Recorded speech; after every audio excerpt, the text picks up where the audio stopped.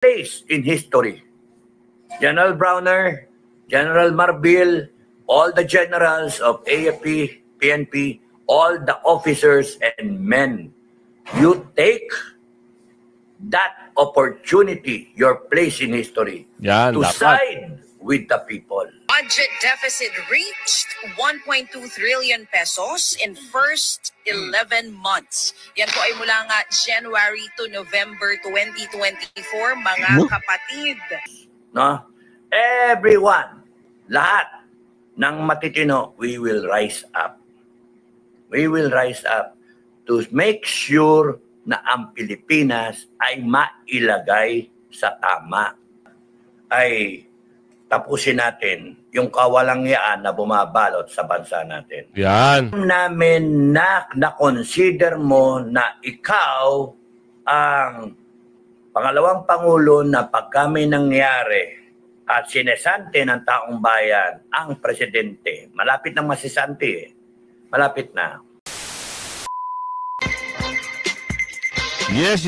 Good morning mga kasama. Happy Sunday ha. Ito na naman si Kuya Goods nagbabalik. At syempre, kung hindi ka pa nakasubscribe sa ating channel, pa-subscribe na lang po at hit mo na rin yung bell para updated ka sa ating mga video. Ano bang meron ngayon? Grabe. Sabi dito, paglustay ng 1.2 trillion ng mga lumabas sa audit. Naku. Ayan ang mahirap mga kasama. No? Dahil sa kagahaman, sa kasakiman, eto, hindi na daw may pagtanggol na mga loyalista. Ayon sa video, kaya nga lagi kayong antabay sa ating mga vlog. Dahil dito si Robin, mayroong balita. Hay, talaga naman, Diyos mio, Marimar. Abangan natin kung ano yung mga, meron kasing, abangan natin sa dulo ng ating video. Meron mga grupo na talagang nagsasama-sama na sila at nagbibigay na ng boses.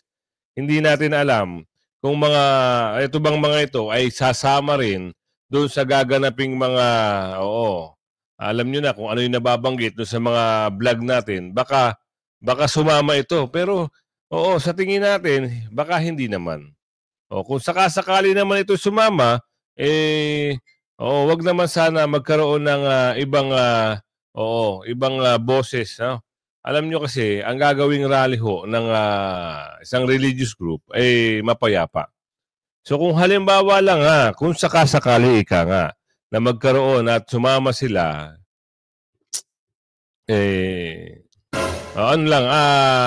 mas maganda yung peaceful rally. Di ba sabi nga ang gagawing rally ay isang mapayapang rally. So ito, pag-usapan natin at bigyan natin ng reaksyon yung matitindi to ubos-ubos di ba?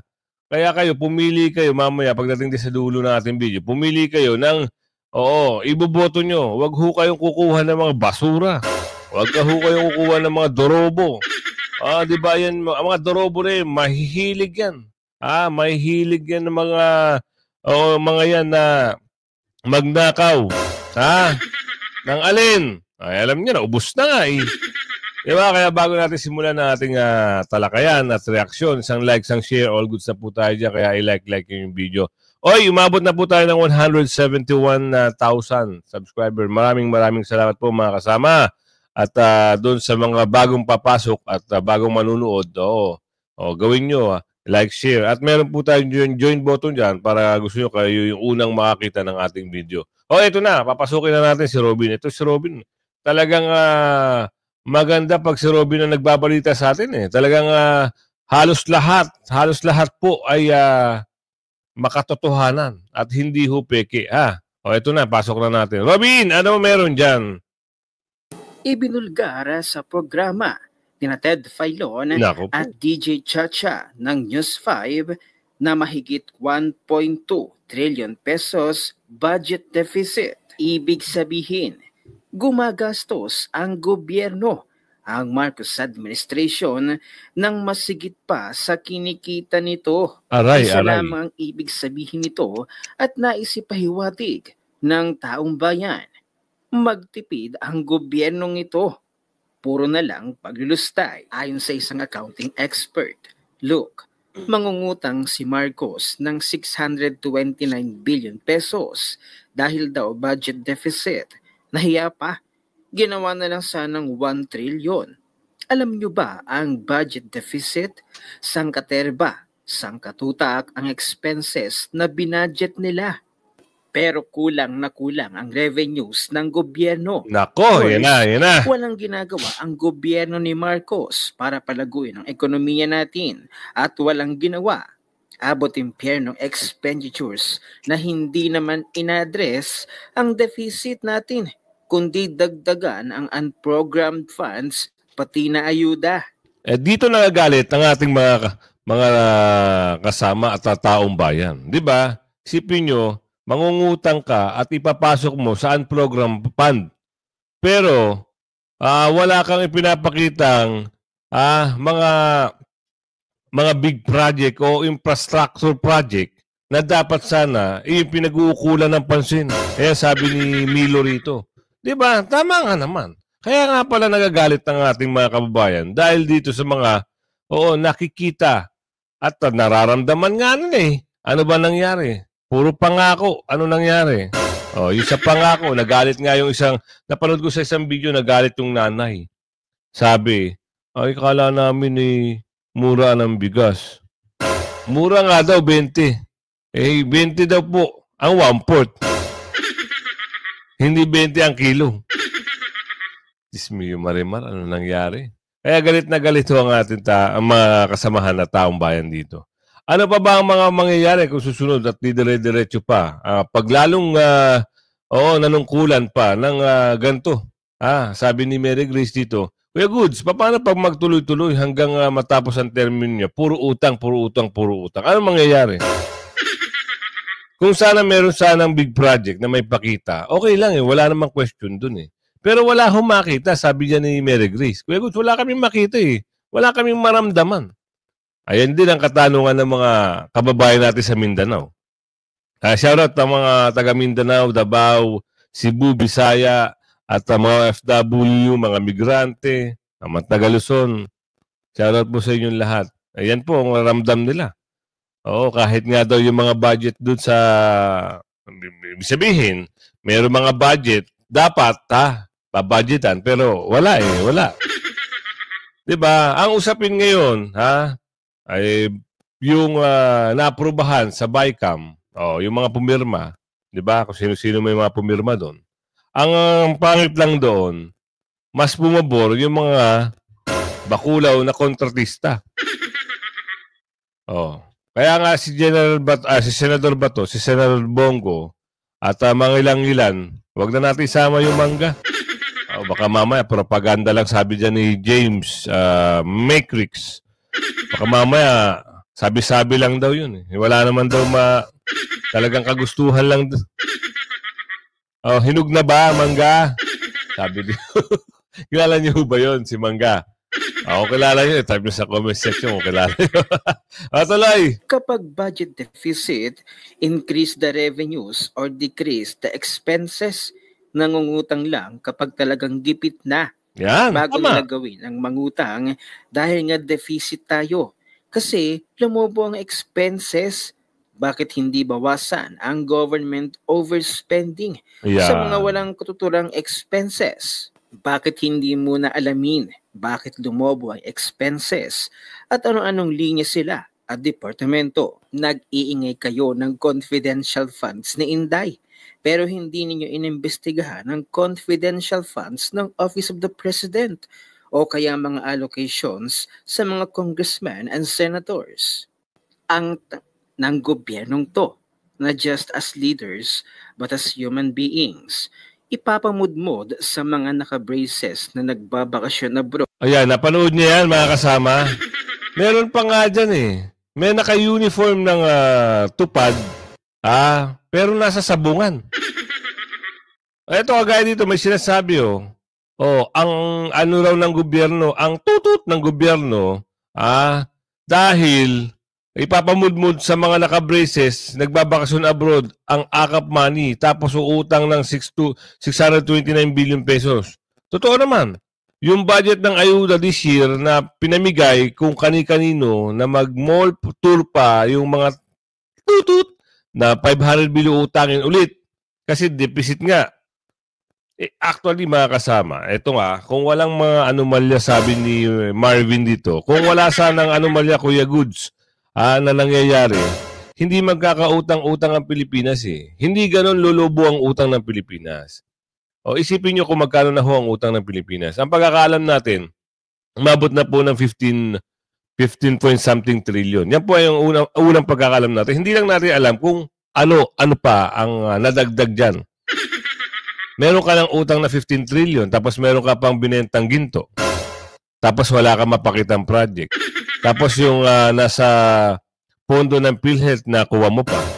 'Di ba? Tapos meron ka pang hindi ko lang talaga mapawari kung ano talaga nangyayari. 'Di ba? Wala ka naman mapakita sa taong bayan. At dapat doon sana kung nababatikos ka, sabi ni Jordan dito, kung nababatikos ka na, magsalita ka, ipaliwanag mo sa tao, hindi yung nagiging pipi at bingi ka. At nagiging sunod-sunuran ka raw dyan sa mga bakulaw. Ayan o, sabi dito ni Jordan. Jordan, thank you sa pag-comment mo. Diba mga kasama, sa totoo lang tayo, kung gano'n sana nagiging boses, may boses siya na pinapakita at pinaparamdam sa taong bayan, di sana kahit pa paano, ay, ganito pala yung ginawa ng ano. Diba? Okay pala. Eh wala eh. Anong iisipin ng mga tao sa'yo? Oh, di wala. Wala talaga. Oh, walang laman. Walang sustansya. Walang pera. Ubus ang pera. Wala na talaga ang Pilipinas. Talagang babagsak ng babagsak ng babagsak ng babagsak ng babagsak na. Sabi ni Merly dito. Pilipinas! Anong nangyari? Hindi na ako naniniwala doon sa kanta. Da-na-na-na-na-nan, ta-na-na-nan. Ta-na-na-na-na-nan, ta-na-na-na-na-nan. Wala. At tuloy. Lord. Kamera를 Ayun, 바라보세요. may ads lang 스마일. Ang Cup Money tapos uutang ng 629 billion pesos. Yung budget ng ayuda this year na pinamigay kung kani-kanino na nag-mall tour pa yung mga tanga na 500 billion uutangin ulit kasi nag-deficit daw. Ayuda ang 500 billion, uutangin ang 629 billion sa domestic loans. Di pa kasama. Ito ang nangyayari ngayon mga kasama. Merong mga parang yung PDIC nasasangkot din eh. Ibig sabihin, may pondo, may malaking pera sa PDIC at parang hindi ko sure na parang gusto ilipat din ata sa National Treasury. Yun ang nababalitaan natin. Pero kung hindi naman at mali naman ako ng sinabi, baka totoo nga. Ano na nangyari? 4.51 trillion project investment. Totoo kaya yun? Nasaan kaya yung mga proyekto na yun? Saan kaya i-invest yun? Diba? Isip-isip lang. Doon sa mga nagmumukhang uto-uto, na hanggang ngayon, naniniwala pa rin. Tanungin nyo yung mga bakulaw na kontratista dyan. Baka doon sa kanila pumasok yung mga pondo. Kaya nga, ito bukas, hindi, 30 pa lang bukas. 31. Hindi natin alam, kasi may bali-balita na pipirmahan na daw di umano. Yung budget for 2025. So ngayon, yung ibang senador, hindi pa nakapirma dun sa BICAM.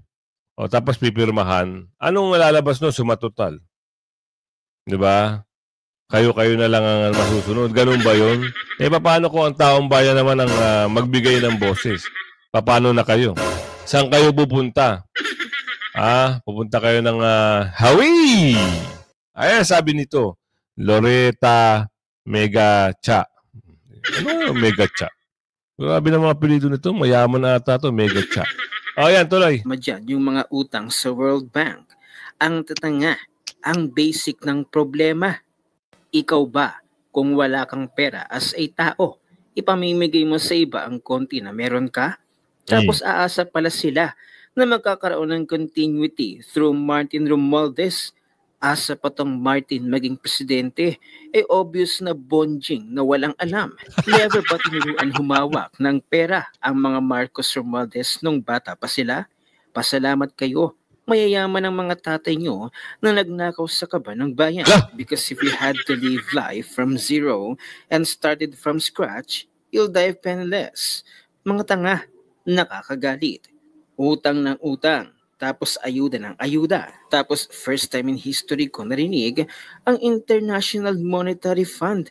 Tinuturuan ng leaders natin mag-manage ng pera. Ito't panoorin natin ang pagsiwalat ni Ted Filon at DJ Chacha patungkol sa budget deficit na ito na mahigit 1.2 trillion pesos mula sa Marcos administration. Grabe talaga ang paglustay. Grabe talaga. Ang comment at reaksyon ni Mr. Real Talker. Sige.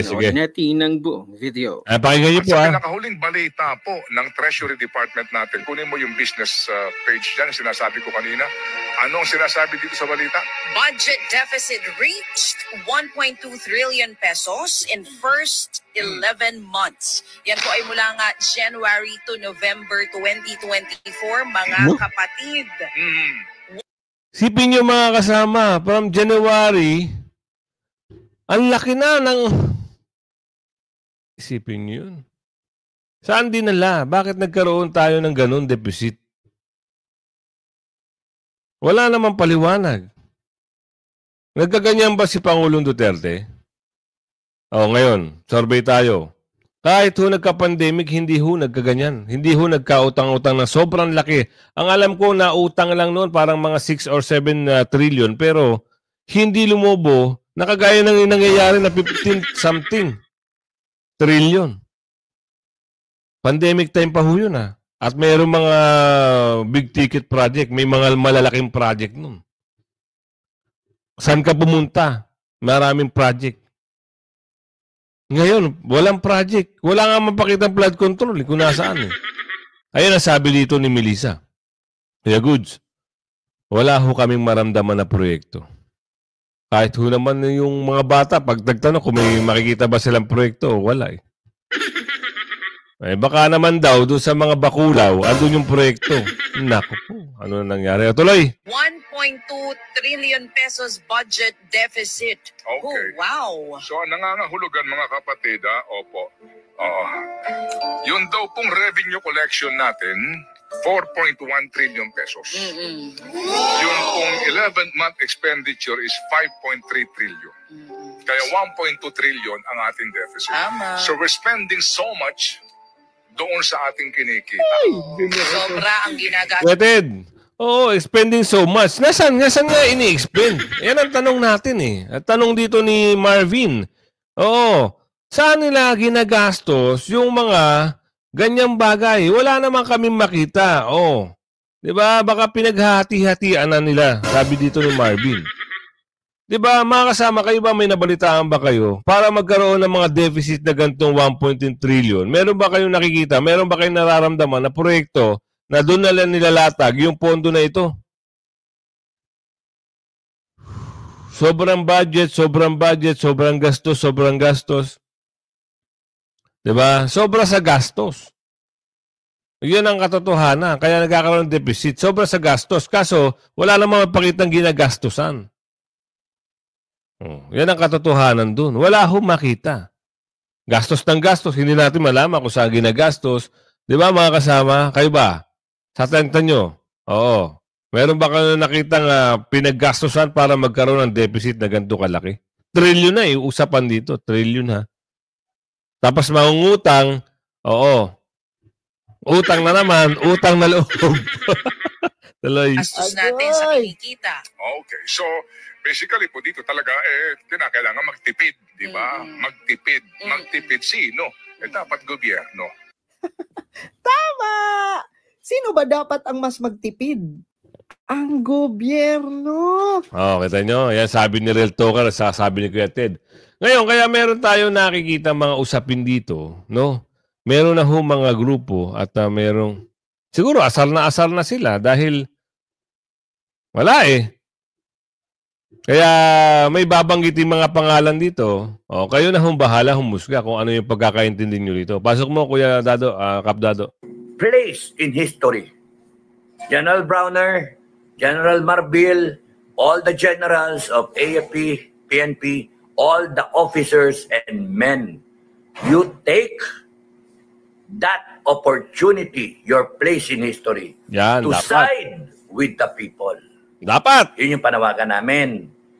Dapat lang. Kasi nga, yun, tingnan nyo nangyayari. Oh.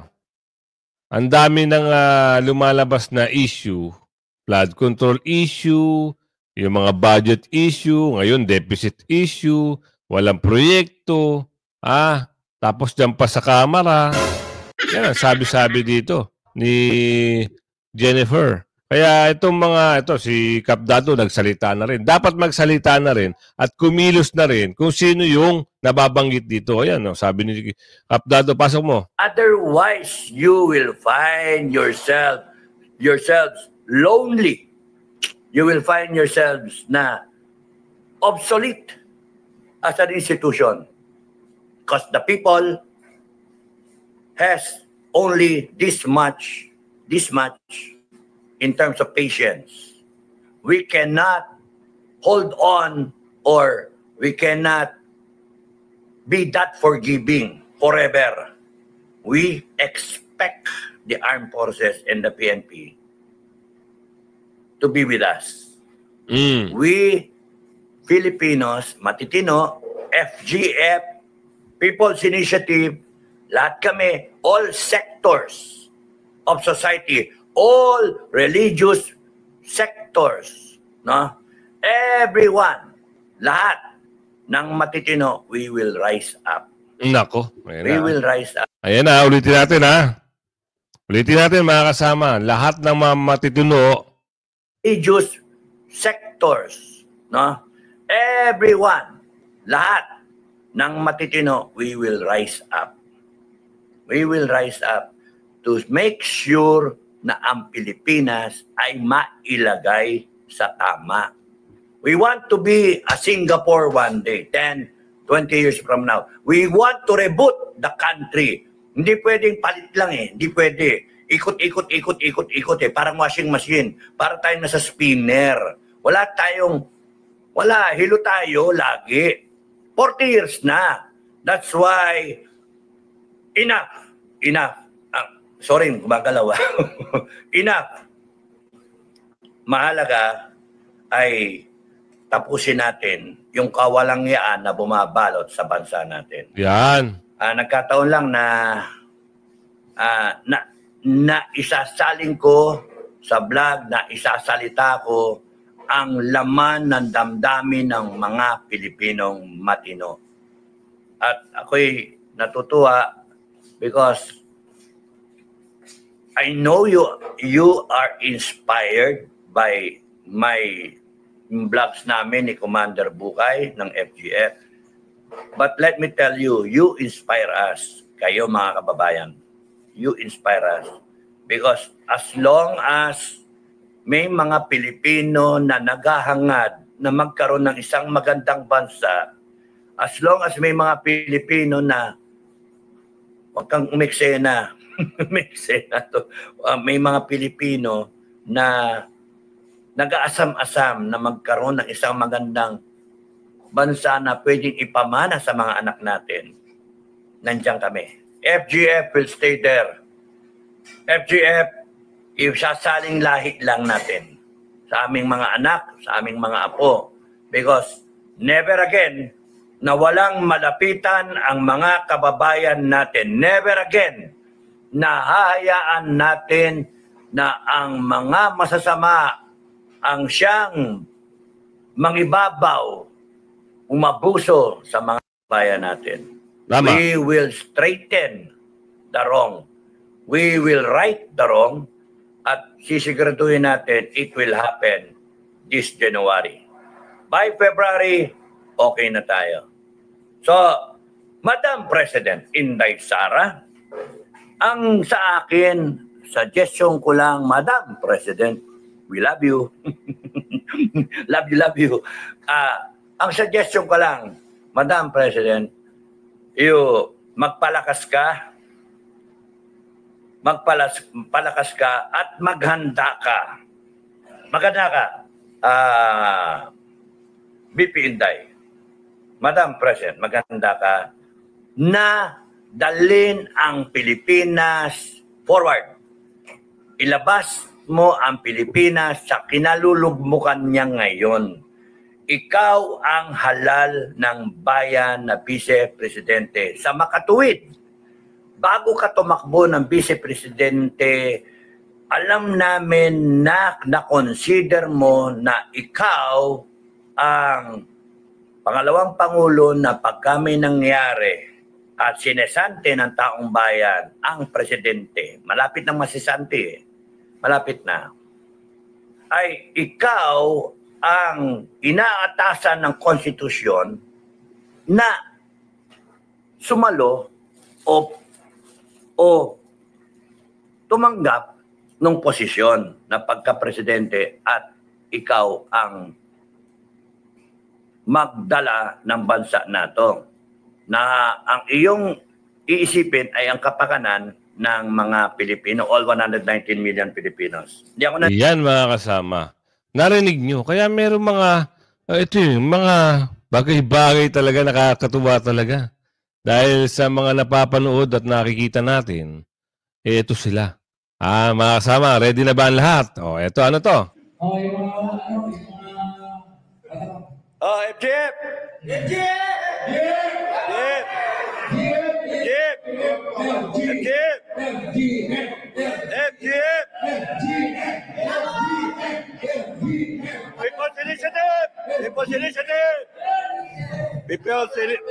People's Initiative. FGF. Teka, wala ako eh. Yan, hindi kompleto yan pag wala ako. Yan. Wala yung sobrang. Initiative! Mga kalo! Okay. Picture. Kamay.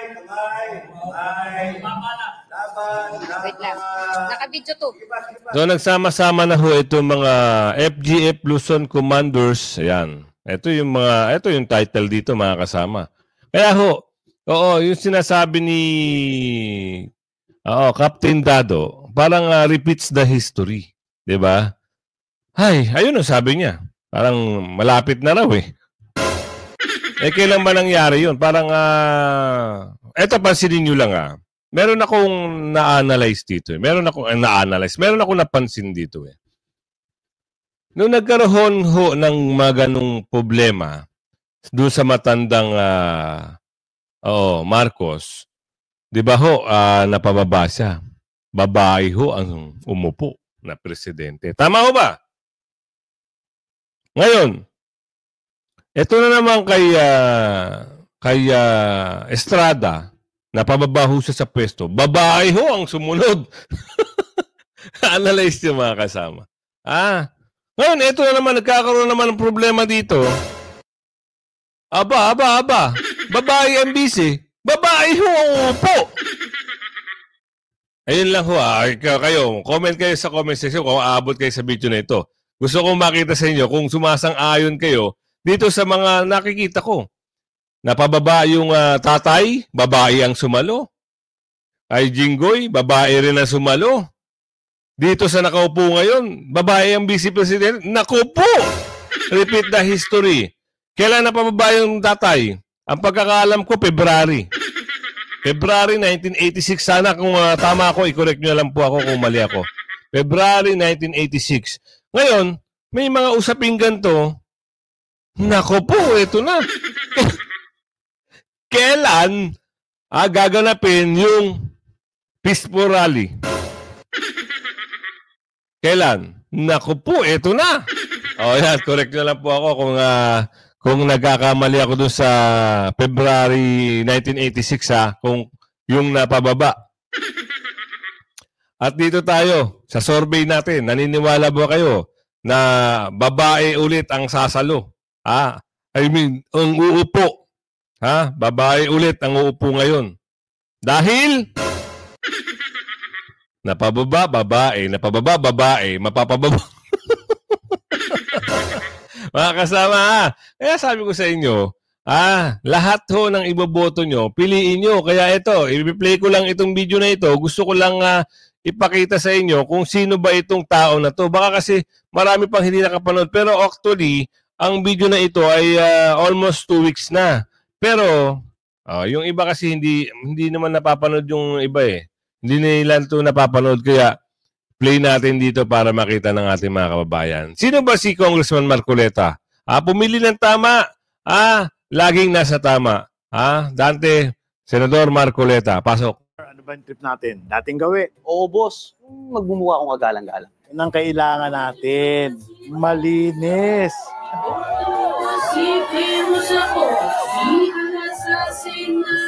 Ano mo ba yung mga tumatakbo na yan sa eleksyon? Sobrang pabida. Tama ka, boss. Sikat lang sila. Puro paandar. Pero, wala namang alam at kakayahan. Totoo yan. May mga pabida dyan. Ang kailangan lang natin, yung may tunay na malasakit sa bayan. Kaya kailangan natin ng maayos na basehan sa pagpili ng kandidato. Yung hindi karapat-dapat, tanggalin na sa listahan. Nakakamiss talaga si Senador Miriam Defensor Santiago noon. Yun ang tipong senador na may paninindigan at taglay na talino. Sana nga magkaroon ulit tayo ng ganong senador. You may not like the person, you may not like her presence here, but you have to respect the office of the Vice President. That is all, because that is guided by the tradition. Ayan, si Congressman Marcoleta. Matalino, matapang, may integridad, at laging nasa tama. Sabi nga nila, yan ang lalaking bersyon ni Senator Miriam. Yan ang klase na kandidato na gusto ko. May malasakit at pagmamahal sa bayan. Ayan ang hinahanap natin ngayon. Hindi lang matalas at matalino, kundi malinis pa at pulido ang serbisyo. Ang in-affirm ng court, yung suspension, hindi yung pagbabayan ng maximum fine. Meron kang intellectual dishonesty rito eh. Nako. Sana si Marcoleta ang iluklok natin sa Senado. Yung may alam sa paggawa ng batas at may prinsipyo. Yan ang dapat na nasa Senado. Maayos, malinis at pulido. May integridad. O boss, kay Marcoleta, may pag-asa pa. Save our country, save our country, Marcoleta. Kung gusto mo ng tunay na pagbabago, pumili tayo ng bago. Kay Marcoleta, may pag-asa ka. Yan ang sinasabi natin. Doon sa mga hindi pa alam ang lineup, basta PDP line, makikita nyo, PDP line at siyempre sa party list, sa GIP party list, Epanaw party list, Duterte party list. Tapos, pasok nyo lang si Doc Williong at si Richard Mata, Dr. Who yun, mga doktor. Kasi kulang pa siyam pa lang ho yung nakikita nating lineup ng PDP. Sa mga pagdating sa health services, di ba? Yung mga doktor, pwede natin ipasok yan. Kaya sabi ko sa inyo, huwag kayo pahuli sa mga balita, issue at reaksyon ng bayan. At lagi nyo i-share yung video. Mamayang hapon po, abangan nyo yung upload natin. Bye-bye, bye-bye!